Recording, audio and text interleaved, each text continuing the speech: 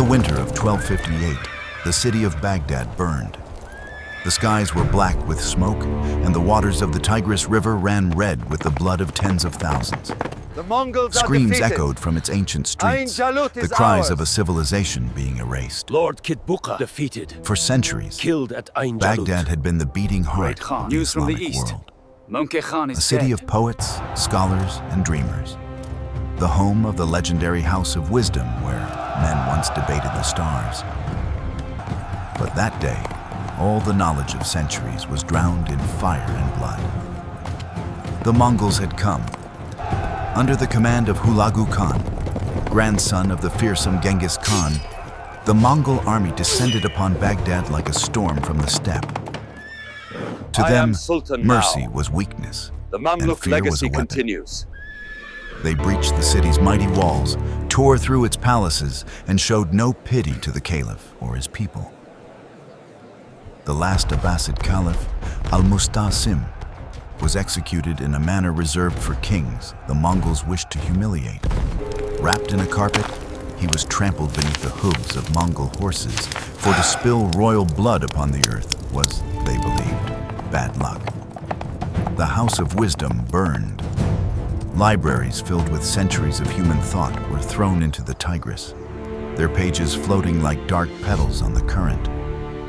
It was said that the river ran black for days with the ink of destroyed manuscripts. In a single week, one of the greatest centers of learning in human history was turned into ashes. The Mongols had done what no enemy had achieved before. They broke the spiritual backbone of the Islamic world. Pursue them to the last man. From the plains of China to the borders of Europe, entire empires had already fallen to them. The Khwarezmian Empire, gone. The Jin dynasty, crushed. The Russian principalities, burned. Even Poland and Hungary had been ravaged before the horsemen turned east again. To resist the Mongols was to invite annihilation.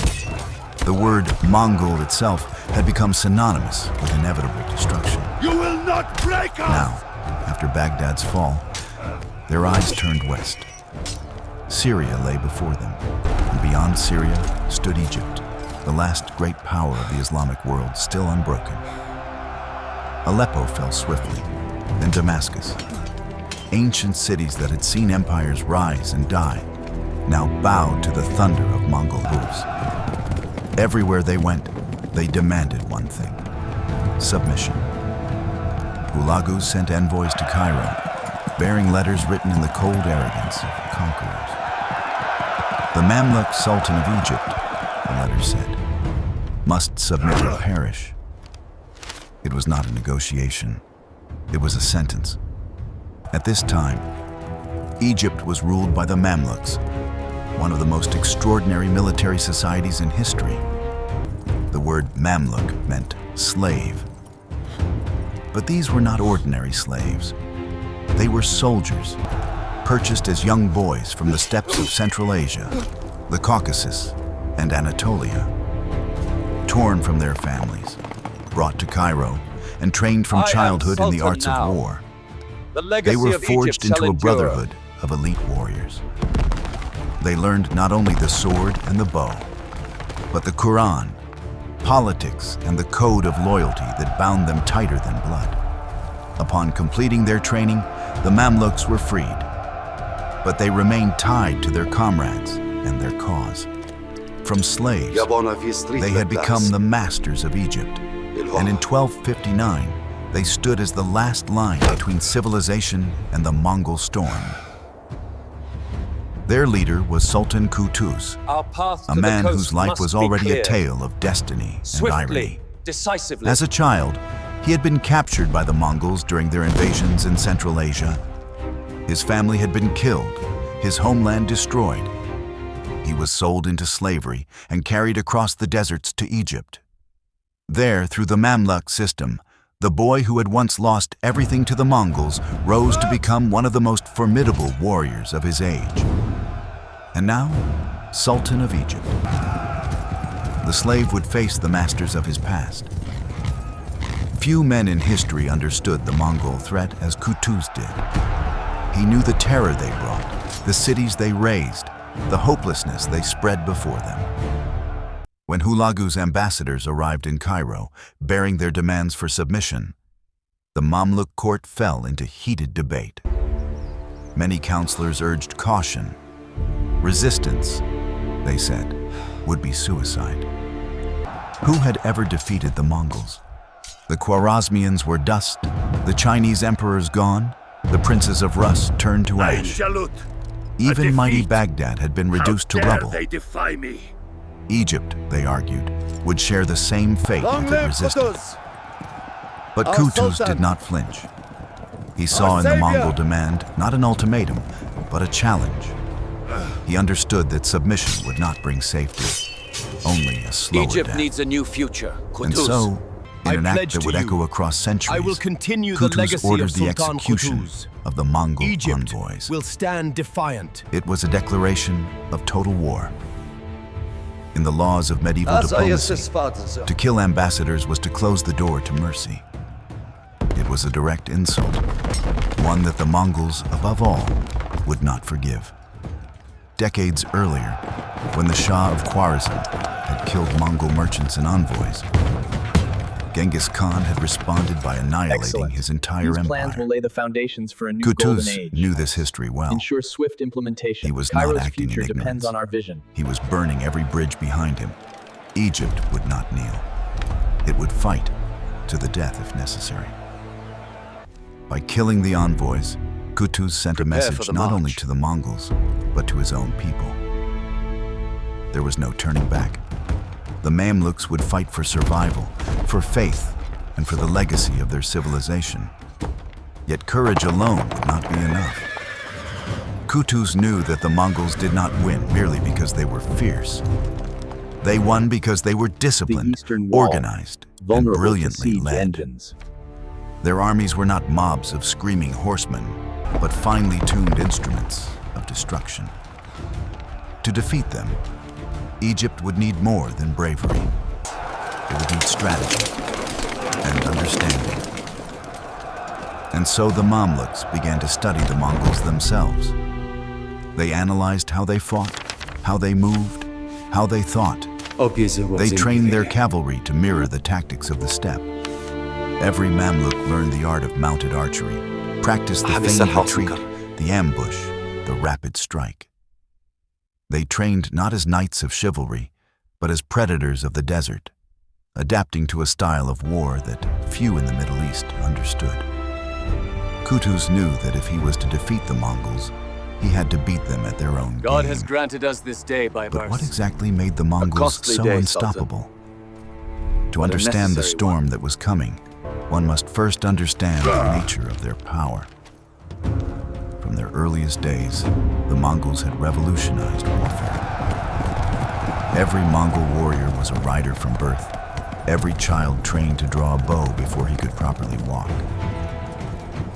Their composite bows, layered from wood, horn, and sinew, could fire arrows over 200 meters with deadly precision. And they could shoot while galloping at full speed, turning in their saddles to fire behind them. A maneuver so graceful and lethal that even seasoned enemies called it sorcery. They fought like ghosts on horseback.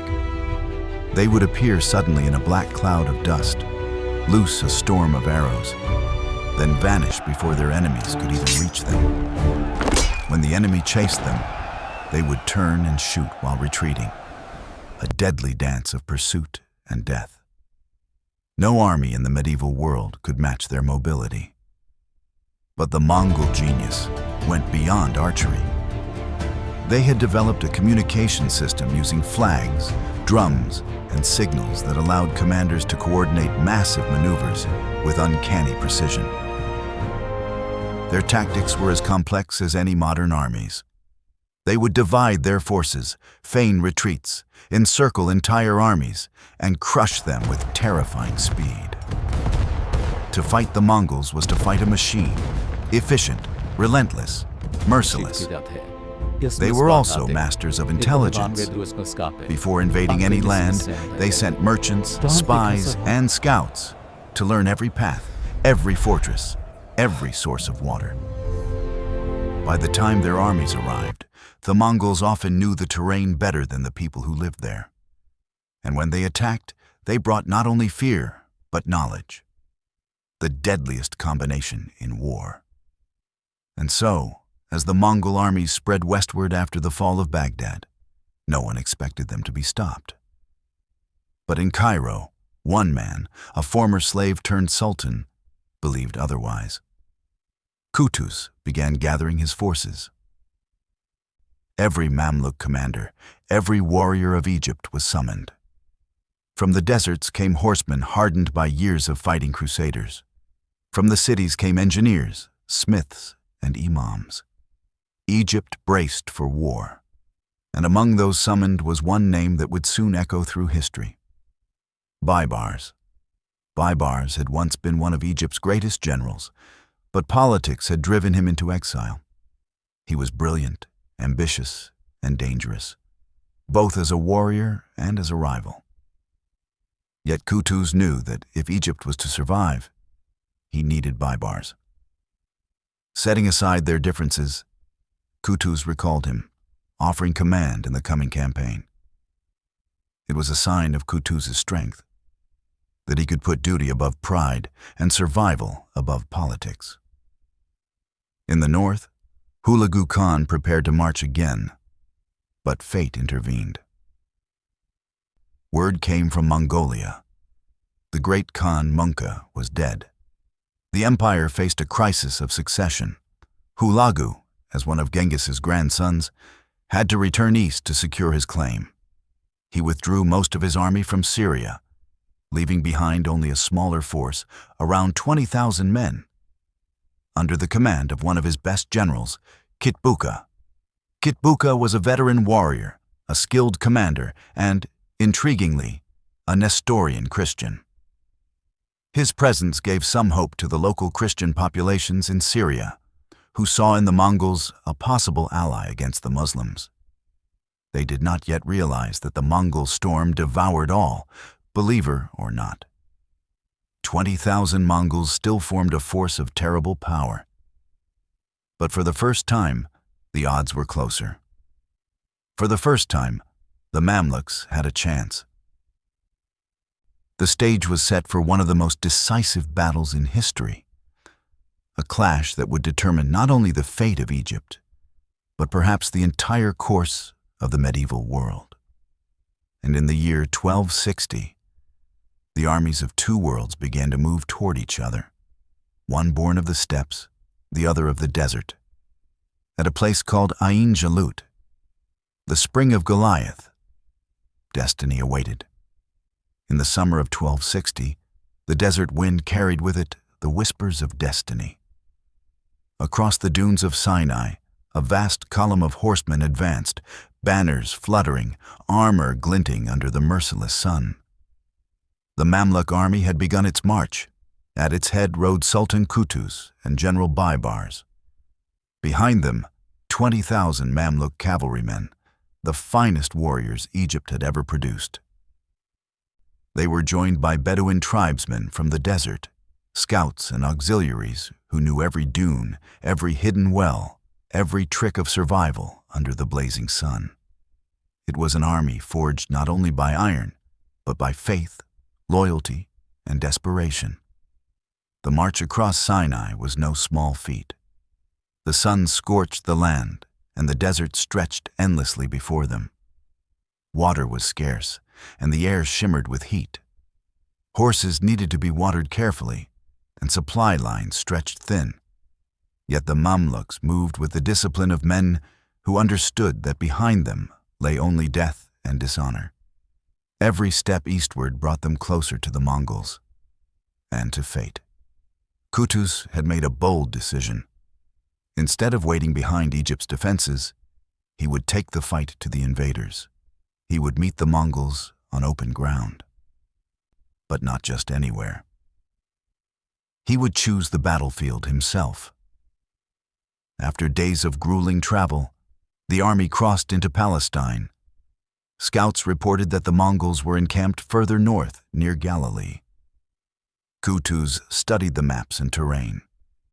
He knew that in open plains, the Mongols held the advantage. Their cavalry could encircle, outflank, and rain death from all directions. To defeat them, he needed to strip them of that advantage, to confine the storm within walls of stone and earth. And then he found it. A valley called ʿAin Jalut, the spring of Goliath. The name alone carried a sense of destiny, for it was said to be the place where the young David had once struck down the mighty giant. Qutuz, perhaps, saw the symbolism immediately. Egypt was David, the Mongols were Goliath. ʿAin Jalut was a narrow valley surrounded by low hills and dotted with patches of vegetation and small springs. It was a place where visibility was limited, where large cavalry maneuvers would be difficult. In such terrain, the Mongols' speed and flanking tactics would be blunted.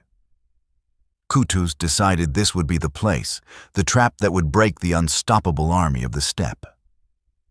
The Mamluks made camp under the cover of night, their horses resting, their armor polished.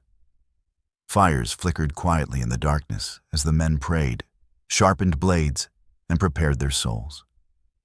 Imams moved among them, reciting verses of the Quran, reminding them that their cause was not only survival but faith, that to die here was to die in defense of Islam itself. For many of these warriors, death was not something to fear. It was an honor. Meanwhile, Baibars, the brilliant and cunning general, devised a plan worthy of the Mongols themselves. He would command the vanguard, a smaller force that would ride forward to engage the enemy first. Their task was simple, yet perilous.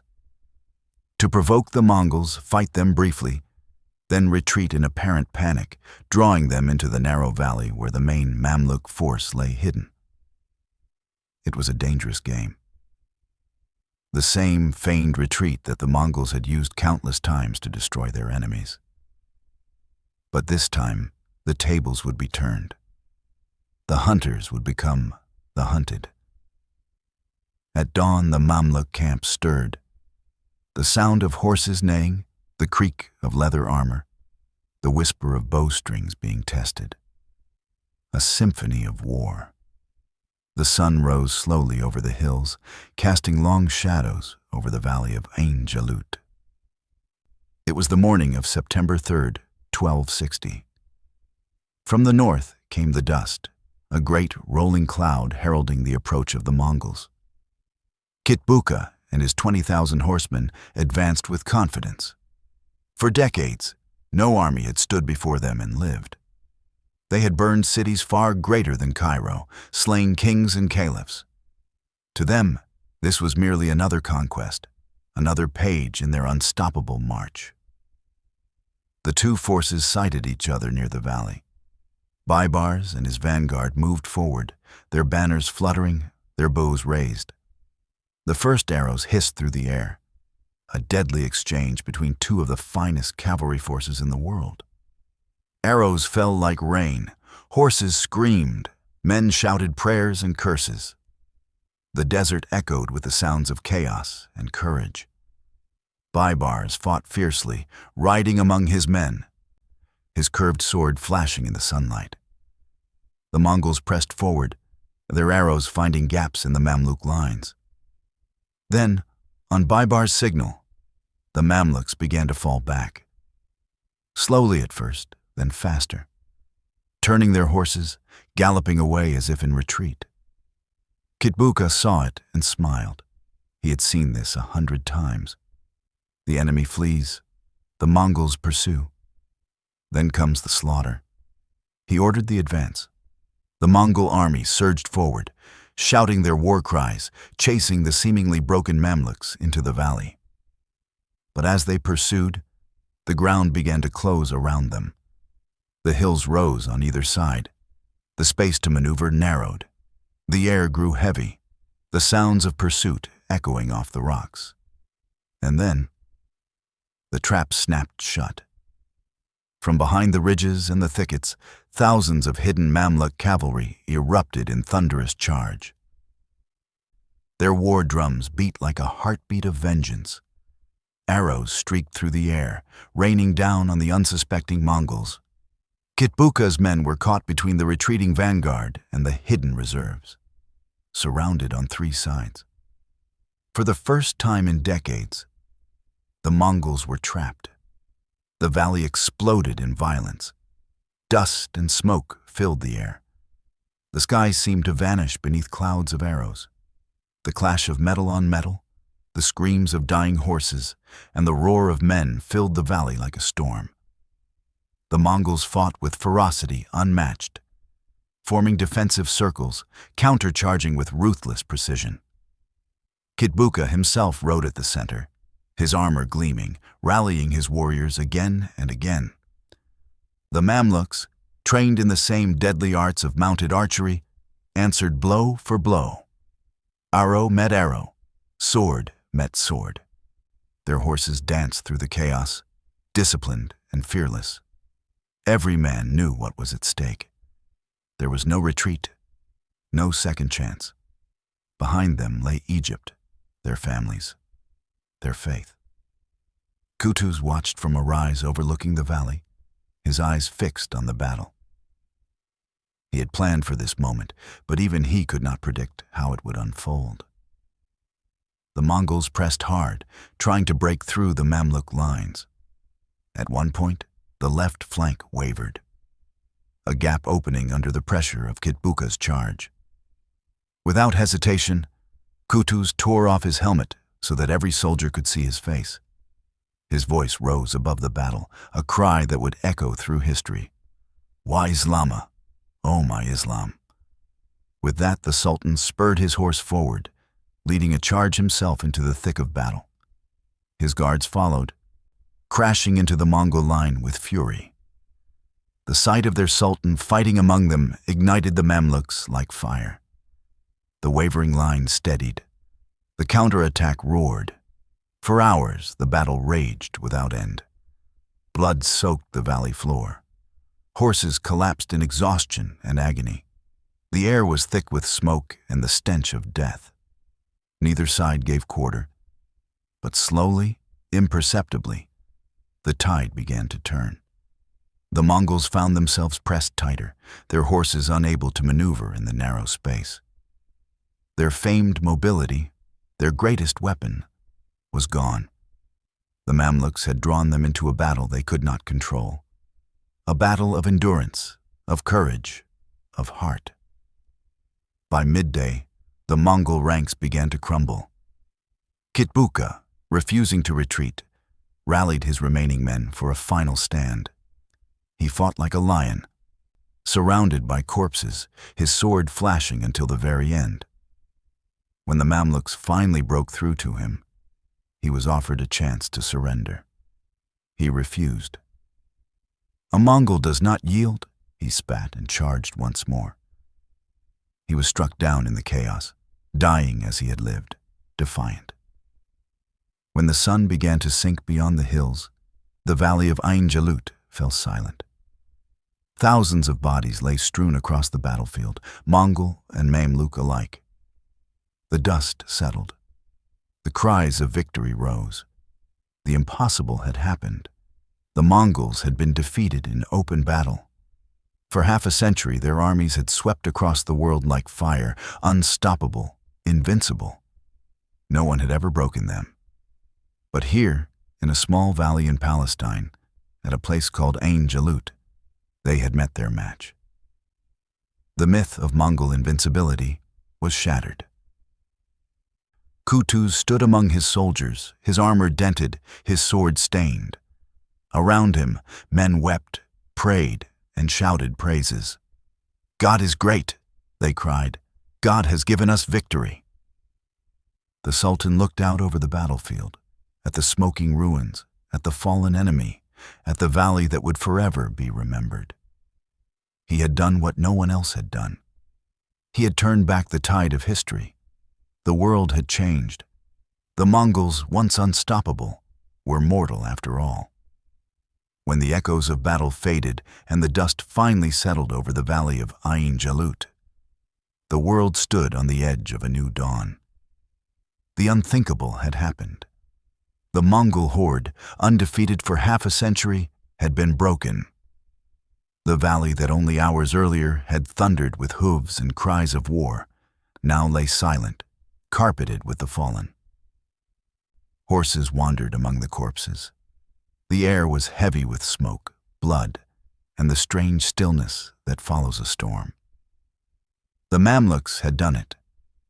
They had stopped the greatest military machine the world had ever seen. They had defended not only Egypt, but the entire Islamic world from annihilation.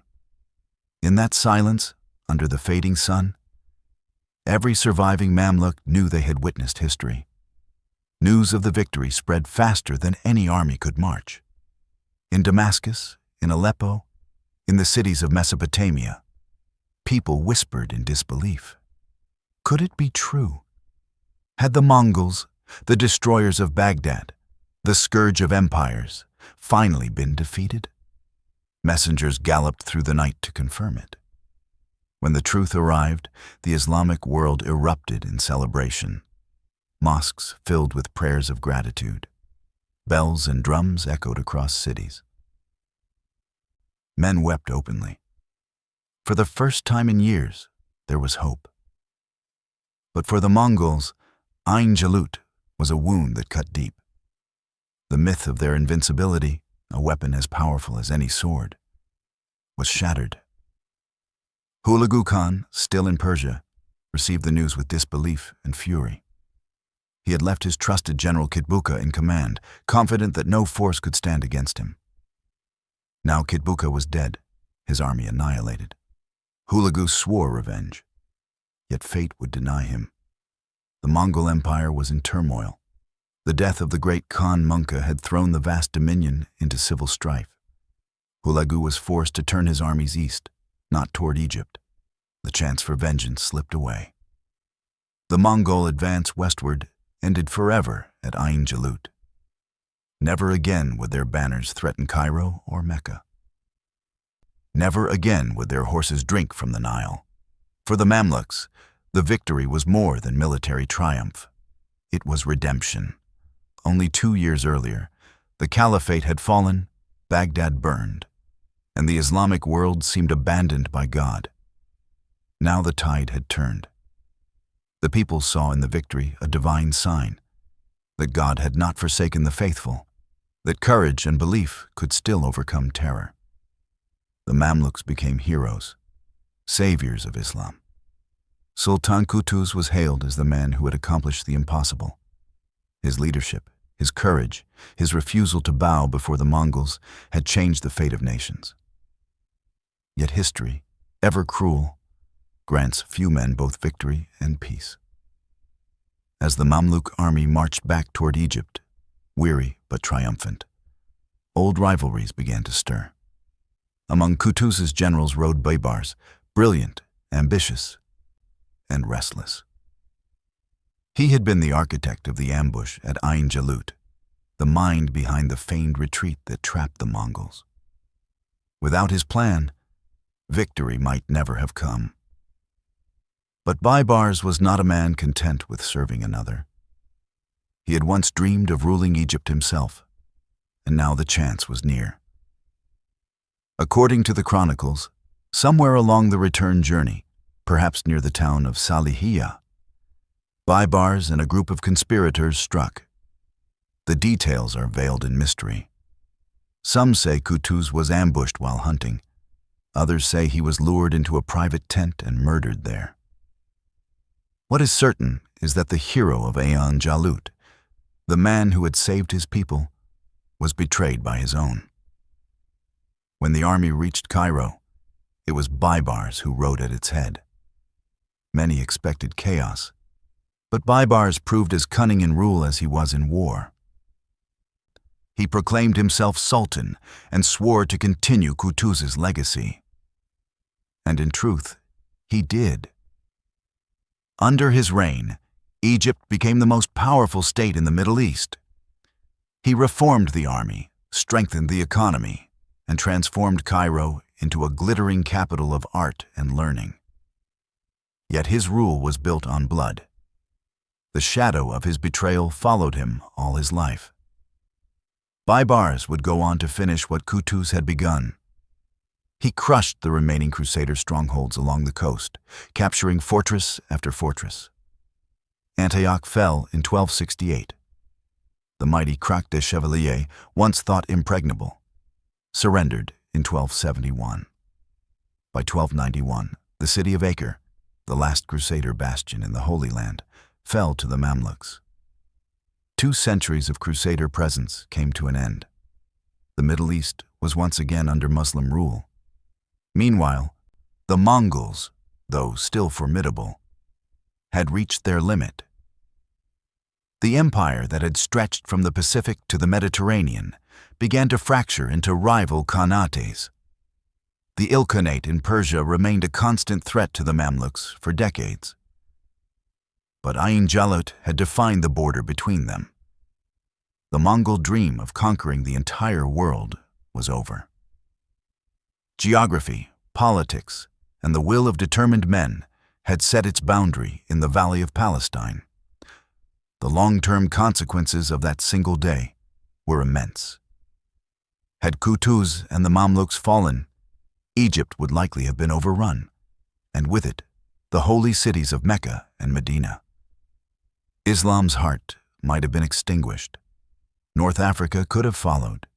Europe, too, might have faced a Mongol invasion from the south as well as the east. The course of civilization would have changed beyond recognition. Instead, ʿAin Jalut preserved a balance. It showed that even the most fearsome empire had limits. It taught rulers across the world that the Mongols were not gods, but men. Deadly, disciplined men, but mortal nonetheless. It was a victory not only of arms, but of understanding. For the true secret weapon that destroyed the Mongol army was not some new invention or mysterious technology. It was knowledge. The Mamluks had studied their enemy, his strengths, his weaknesses, his habits. They had learned the Mongol art of war, mirrored it, and then used it against its creators. They had chosen the battlefield, dictated the terms, and struck with precision. They had turned intelligence into power, and perhaps even more important than knowledge was will. The Mamluks fought for something far greater than conquest. They fought for survival, for faith, for the memory of the world that the Mongols had burned. Every man who rode into that valley knew that defeat meant not just death, but extinction. That certainty gave them a strength no empire could manufacture. In the years that followed, the legend of ʿAin Jalut grew. Poets sang of it. Chroniclers recorded it with reverence. To Muslims across the world, it was proof that God's hand still guided history. To historians, it became a lesson in leadership, strategy, and the power of human resolve. To generals of later ages, from Napoleon to modern tacticians, it stood as an example of how understanding one's enemy can turn the tide of war. Yet behind the glory and the myth lay the human cost. Thousands of men had died on that single day, Mongols and Mamluks alike. Many were little more than boys, torn from their homes, thrust into the maelstrom of history. Their blood soaked the soil of ʿAin Jalut, a silent testament to the price of empires. Today, the valley is quiet.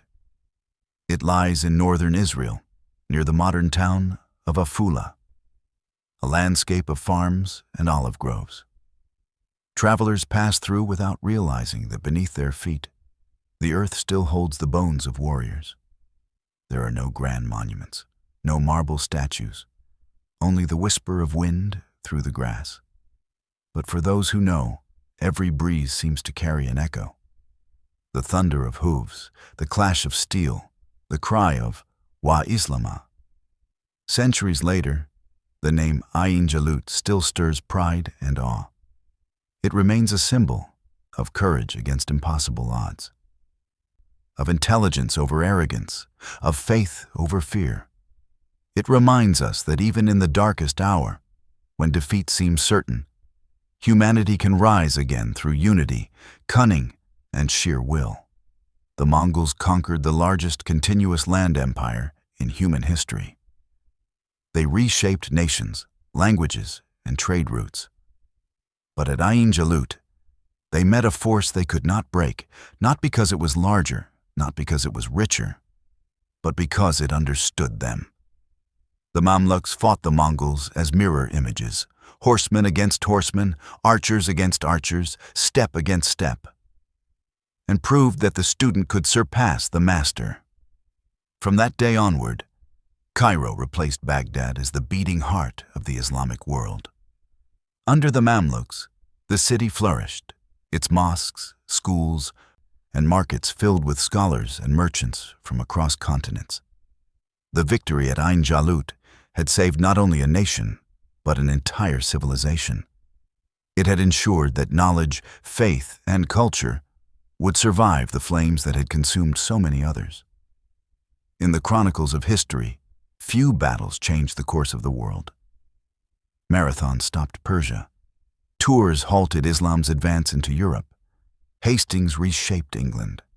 And ʿAin Jalut saved the Middle East. In the end, the lesson of that valley is timeless. Empires rise on power, but endure only through wisdom. No army, no matter how vast, is truly invincible. There will always come a moment when arrogance meets resolve, when force meets faith, and the balance shifts. For Qutuz and his Mamluks, that moment came beneath the scorching sun of Palestine. It was the day when courage outmatched terror, when knowledge triumphed over brute strength, the day the slave soldiers of Egypt destroyed the greatest army on earth.